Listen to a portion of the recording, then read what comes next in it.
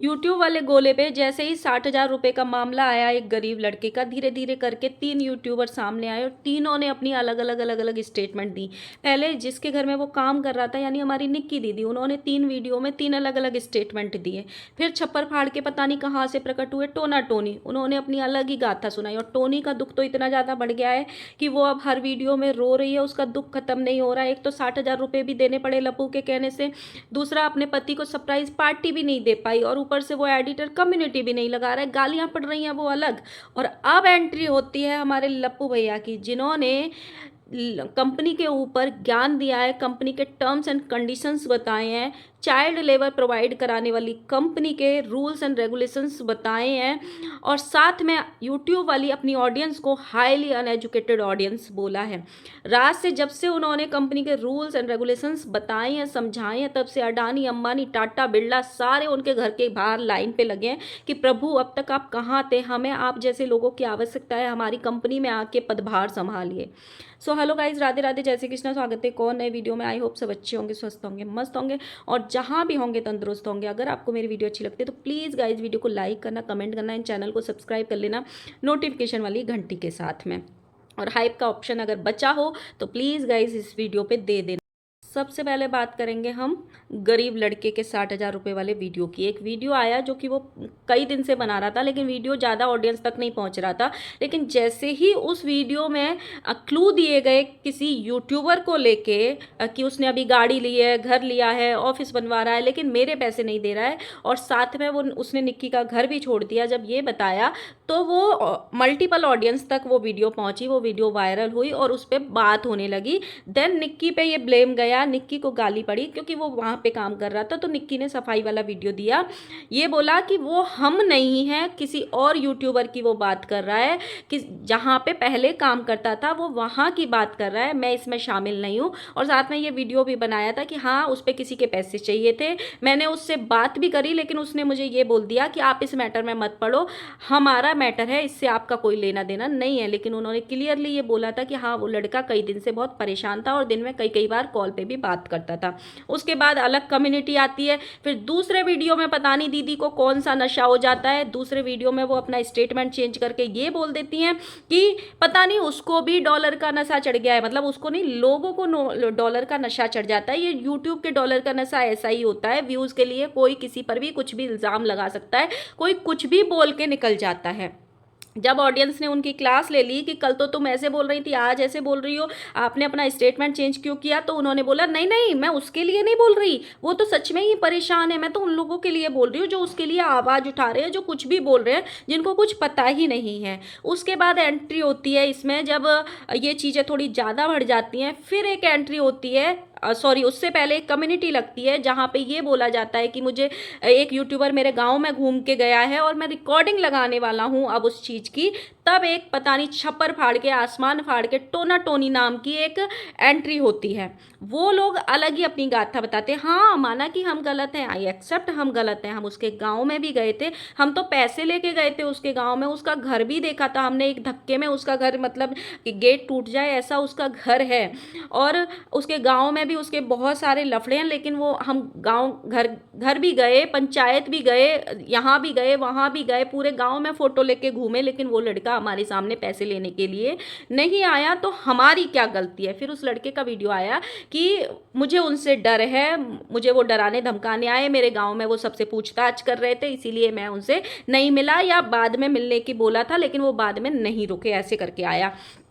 फिर निक्की दीदी का स्टेटमेंट आता है उसके बाद में, अरे मुझे तो पता ही नहीं था वो कोई यूट्यूबर है, मुझे तो आज पहली बार पता चला कि वो जिसने उसका पैसा मारा है वो कोई यूट्यूबर है। मैंने तो उसको किसी कंपनी यानी एजेंसी के थ्रू बुलाया था, मेरी एजेंसी से बात हुई थी और एजेंसी के थ्रू ही वो मेरे यहाँ पे काम करने आया था। फिर चलते हैं दोबारा टोना टोनी के स्टेटमेंट पे। टोना टोनी ने ये स्टेटमेंट दिया अपने वीडियो में, बार बार निक्की दीदी को इंक्लूड किया कि हमारी निक्की दीदी से कंटिन्यूसली बात हो रही थी, हमने जो ये वाला मैटर बोला था कि आप इस मैटर में मत पड़ो, वो 3 महीने पुरानी बात है। लेकिन जब अभी रिसेंटली हमारी निक्की दीदी से बात हुई तो हम तो पैसे देने को तैयार थे। हमने निक्की दीदी को ये बोला कि निक्की दीदी हम आपके अकाउंट में या उसको पैसे देने को हम तैयार हैं, आप उससे लिखित में ले लीजिए और इस मैटर को क्लोज करा दीजिए। बट निक्की दीदी ने क्यों नहीं मैटर क्लोज कराया जब टोना टोनी पैसे देने को तैयार थे, और निक्की दीदी का नाम वो बार बार खुलेआम क्यों ले रहे हैं, जबकि निक्की दीदी तो उनको जानती ही नहीं, उनको पता भी नहीं था कि वो मतलब इतने बड़े मतलब 1 लाख के चैनल के ओनर हैं और यूट्यूबर हैं, उनको तो कुछ पता ही नहीं था। जब ये रिकॉर्डिंग वाली कम्युनिटी उस लड़के की सामने आई तो टोना टोनी ने 60,000 रुपये का पेमेंट करने का एक स्क्रीनशॉट भी लगा दिया कि लो जी हमने पेमेंट कर दिया है, अब हमको छोड़ो, अब हमको माफ़ करो, हमको इतनी गालियाँ मत दो, हम ये गालियाँ आपकी नहीं ले पा रहे हैं। और उन्होंने ये भी सफाई दी थी कि वो लड़का काम करता था हमारे यहाँ पे, फिर उसने ये बोला था जब काम नहीं रहा था कि भैया मुझे कहीं काम लगवा दो, भैया मुझे कहीं काम लगवा दो, तभी निक्की दीदी से कांटेक्ट हुआ तो उन्होंने ही उनको निक्की दीदी के यहाँ भेजा था। लेकिन वो इतनी महान कंपनी खोले हुए हैं कि वो कमीशन नहीं लेते हैं किसी के यूट्यूबर के यहाँ काम देने पे। वो लड़का और वो यूट्यूबर अपने आपस में डिसाइड करते हैं कि आपको कितने पैसे चाहिए, हम इतने दे सकते हैं तो ठीक है चलो हमारे यहाँ काम कर लो, लेकिन ये लोग कंपनी का कोई कमीशन नहीं लेते हैं, ये व्यवहार पे इनका काम चलता है। और साथ में इतनी बड़ी कंपनी है जिसमें कि अभी अभी रिसेंटली 60-70 लाख रुपए इन्वेस्ट किया है लप्पू ने अपनी कंपनी में, लेकिन किसी गरीब का 8 महीने से 60,000 रुपये, मतलब सोचो जो लप्पू के लिए आधे घंटे की 1 घंटे की कमाई है, चेरी ऑन द केक है, उसको 8 महीने से उसकी कंपनी में होल्ड किया हुआ था, जिसका वो पार्टनर बना हुआ है, और जो मैटर पूरे सोशल मीडिया पे फैल गया था। हालांकि लप्पू भैया ने ये बोला है कि जिस टाइम का ये मैटर है मैं उस कंपनी का पार्ट नहीं था, मैं बाद में उसका पार्ट बनाऊं, लेकिन उस पर भी आएंगे। लेकिन उसके बाद जब ये पेमेंट हो जाता है उसके बाद टोनी सामने आती है और टोनी के आंसू सामने आते हैं, उनका दर्द सामने आता है। वो अपने वीडियोज़ में बता रही है लो हमने दे दिए ना पैसे, आई एक्सेप्ट हम गलत थे बट हमने दे दिए ना पैसे, क्या हुआ हम थोड़े से गलत थे, हमने 8 महीने से एक गरीब के पैसे मार रखे थे। लेकिन जो उसमें वो यूट्यूबर बता रहा है कि यूट्यूबर की ये चीज़ें हैं, हम वो नहीं हैं, हम बहुत गरीब हैं, हम भी रेंट हाउस में रहते हैं, हमने कोई गाड़ी नहीं ली है, माना कि हम थोड़े से गलत हैं, लेकिन उसके चक्कर में आप लोग हमें मेरी शक्ल को लेके, मेरी अक्ल को लेके, मेरी बातों को लेके, मेरे सेंटेंस के लेके मुझे इतनी गालियां दे रहे हो। ऊपर से इन गालियों के चक्कर में मेरा सबसे बड़ा दुख ये है कि मेरे टोना का बर्थडे था और मैं बर्थडे पे उसको सरप्राइज पार्टी देने का सोची थी, लेकिन मैं पार्टी भी नहीं दे पाई। ऐसे ऐसे टोनी अब रो रही है, और ऊपर से वो एडिटर फिर से गायब हो गया। उस पर भी थोड़ा आएंगे कि भाई कहाँ है देवता, अगर पैसे पहुँच गए हैं तो कितना हिसाब बकाया है, पैसे पहुँचे या नहीं पहुँचे, एटलीस्ट वो तो अपने ऑडियंस को बताओ।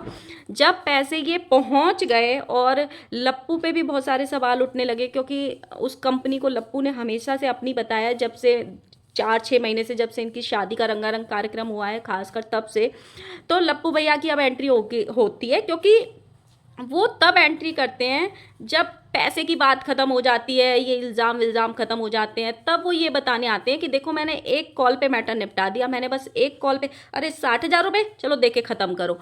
तब उन्होंने एंट्री ली, और साथ में ऐसी एंट्री ली जहाँ पे उन्होंने कंपनी के rules regulations, terms, conditions, notice period, PF, सब का वो बताया कि एक कंपनी जब खोलते हैं या कंपनी चलाते हैं तो क्या क्या होता है। सबसे पहले उन्होंने ये बोला कि वो बिना बताए, बिना नोटिस पीरियड के चला गया, फिर भी हम इतने अच्छे लोग हैं, हालांकि बनता नहीं है देना, लेकिन हम अच्छे हैं, हमारे लिए 60,000 की कोई वैल्यू नहीं है, हम दे देंगे। जो इंसान 60-70-80 लाख का उस कंपनी में इन्वेस्ट कर रहा है तो उसके लिए 60,000 रुपये कौन सी मतलब मैटर करते हैं। पहले मुझे ये बताओ, ये लोग चाइल्ड लेबर प्रोवाइड कराते हैं, कोई भी लड़का किसी भी यूट्यूबर के देख लो, चाहे वो कामनी का एडिटर हो, निक्की का एडिटर हो, और राजमाता का एडिटर तो बिल्कुल चाइल्ड लेबर में आता है। ऊपर से इनकी बेंगलोर वाली जीजी का भी एडिटर जो था वो पहले बिल्कुल 10-12 साल का था। लप्पू के घर में थोड़े बड़े बड़े लड़के तो भी रहते हैं, वो भी इसलिए क्योंकि वो वैसे नहीं है, वो इनके रिश्तेदारों के लड़के हैं, लेकिन इनके बाकी के यहाँ पे चाइल्ड लेबर की ये लोग वो करते हैं, कंपनी खोले हैं और वहाँ से लड़के भेजते हैं। इसमें 60-70-80 लाख का क्या इन्वेस्टमेंट किया होगा सोचो आप लोग। और ये इससे जुड़े हैं मार्च या अप्रैल से, उसके बाद वो टीवी खरीदा गया है। जिस कंपनी में 60-70-80 लाख का इन्वेस्टमेंट हुआ है, उस कंपनी में कोई दूसरे गरीब बच्चे के कार्ड पे टीवी क्यों खरीदेगा, है ना। दूसरा, इन्होंने ये बोला कि वो बिना नोटिस के दिए हुए चला गया था तो उसका बनता नहीं था, बट लेकिन हमने फिर भी दे दिया। किस बात का नोटिस? पहली बात तो जो टोना टोनू आए, उन्होंने ये स्टेटमेंट दिया कि हमने ही उसको वहाँ पे काम पे लगवाया था। आप उनकी वीडियो उठा के देखना और कमेंट भी करना मुझे कि मैं सच बोल रही हूँ या नहीं। टोनू ने ये बोला था कि वो लड़का हमसे बोल रहा था भैया मुझे कहीं काम पे लगवा दो, भैया मुझे कहीं काम पे लगवा दो। तभी निक्की दीदी का हमसे कांटेक्ट हुआ और उन्होंने बोला कि मुझे एक एडिटर की ज़रूरत है, इसीलिए हमने ही उसको काम पे वहाँ पे लगवाया था। लेकिन लप्पू का कहना है कि वो बिना बताए निक्की के यहाँ पे कुछ काम करने गया था और अपनी सेटिंग करके वहीं पे अपने आप वहाँ पे लग गया, इनको नहीं बताया। और बिना मतलब बताए हुए निक्की के घर से चला गया, जो कि बहुत खतरनाक है। कल को कोई वो चोरी करके ले जाता तब क्या होता। आपने एक बिना आइडेंटिटी कार्ड वाला, जिसको आप फोटो लेके पूरे गांव में टटोल रहे हो, उसका घर कहाँ है, उसका घर कहाँ है, उसका घर कहाँ है, ऐसा लेबर किसी के घर भेज दिया या ऐसा एडिटर किसी के घर भेज दिया और वो जाते ही किसी के घर में कांड कर दे, तो फिर क्या होगा?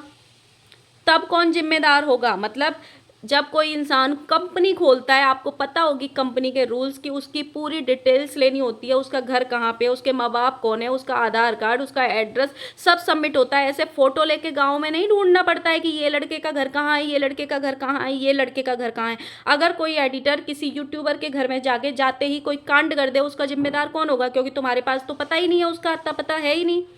उसके बाद इन्होंने जो टर्म्स कंडीशंस और ये सब कुछ जो बताया, और साथ में ये भी बोला कि मैंने भी पहले एक कंपनी में काम किया जहाँ पे मेरे 86,000 आज तक फंसे हुए, क्योंकि मैंने बिना नोटिस पीरियड के छोड़ दिया था।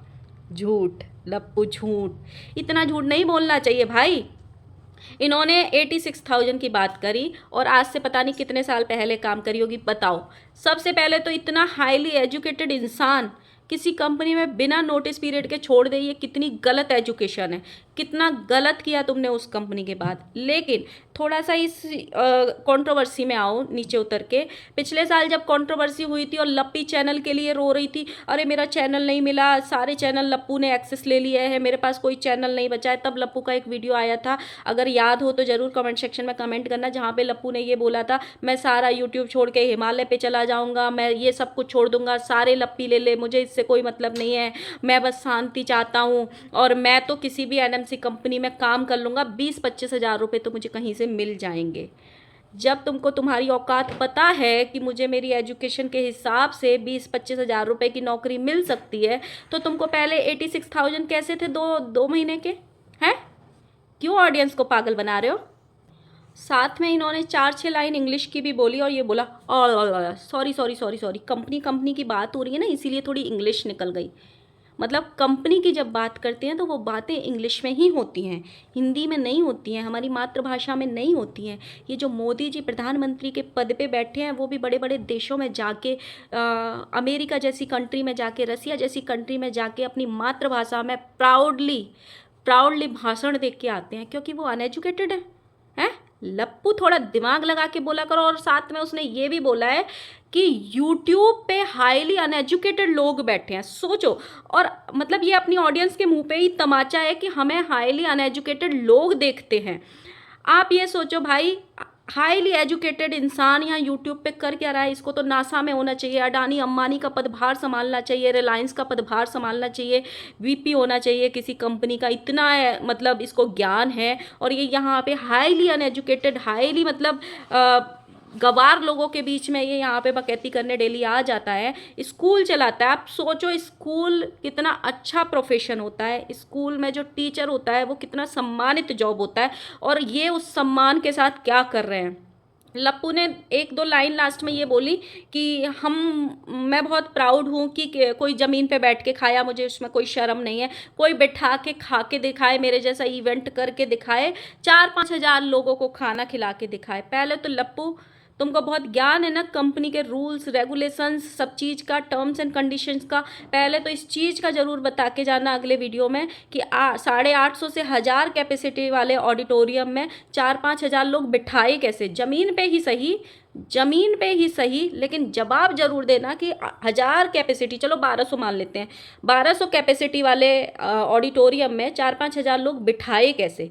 इस चीज़ का जवाब देना। कहाँ से उसको चौड़ा के बड़ा किया ऑडिटोरियम को? और ये हाईली जो एजुकेशन की बात कर रहे हो, और इंग्लिश निकल गई, जो इसकी बात कर रहे हो, ये थोड़ी सी एजुकेशन अपने भाई को भी दे देते हैं, जो बायोलॉजी का टीचर है, जिसको बायोलॉजी का बी का भी नहीं पता। ये थोड़ी सी एजुकेशन लप्पी को भी दे देते हैं। कुछ का कुछ बोल देती है, कुछ का कुछ बोल देती है। इतना पास्ता खा रही है आजकल की, पास्ता खा रही होगी, पास्ता निकाल रही होगी दिन रात। तब तक ये लोग पास्ता का प्रमोशन करेंगे, तब तक लोगों को नफरत नहीं हो जाएगी। तो थोड़ी सी एजुकेशन अपने घर में भी बांट लेते हैं, थोड़े से अपने स्कूल में भी अच्छे से एजुकेट करते लोगों को। कोई आईएएस बनता, कोई आईपीएस बनता, कोई कुछ बनता, कोई कुछ बनता है।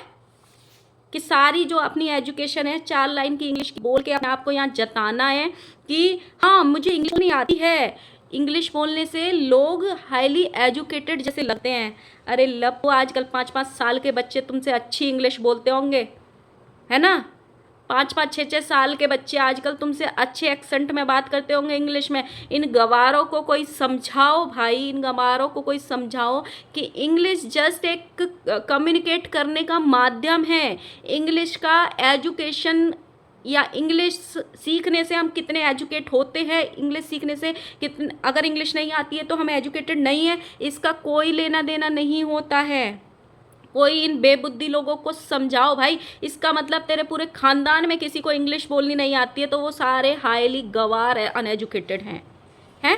इनको समझाओ कि इंग्लिश जस्ट एक लैंग्वेज है जो कम्युनिकेट करने का माध्यम है। विदेशों में जाके देखो, वहाँ पे हिंदी के कोचिंग सेंटर होते हैं, वो लोग हिंदी सीखना चाहते हैं। थोड़ा निकलो इस जो शैल में तुम रहते हो ना, अमीरी वाले में, जो इंग्लिश की 4 लाइन आ गई है वो वाले में। और कितनी बार तुम खुद भी इतने वाले हाईली एजुकेटेड हो कि खुद भी गलत इंग्लिश बोल देते हो, खुद गलत ग्रामर बोल देते हो। तो वो जो शैल में तुम रहते हो ना, बकैती वाले में, उससे थोड़ा बाहर आओ, बाहर आके थोड़ा सीखो। और सबसे पहली बात तो मुझे ये जाननी है भाई, इस इंसान ने इतनी हाई एजुकेशन ली है, इतना अच्छा इंग्लिश बोलना सीखा है जैसे कि ये जो जताता है, इसने अपनी ऑडियंस को आज तक क्या सिखाया है? इसकी ऑडियंस को इसने कितनी एजुकेशन दी है? सिर्फ बकैती करना, सिर्फ घर की कंट्रोवर्सी करना। ये स्कूल कंपनी बात कर रहा है। क्या स्कूल के प्रिंसिपल, स्कूल के टीचर्स, जैसे इसके पापा मैथ के टीचर हैं, भाई बायोलॉजी का है, खुद केमिस्ट्री का है, क्या टीचर जैसे सम्मानित लोग, जिनके सामने अध्यापक लग जाता है ना, सम्मान अपने आप जुड़ जाता है उस शब्द के साथ में।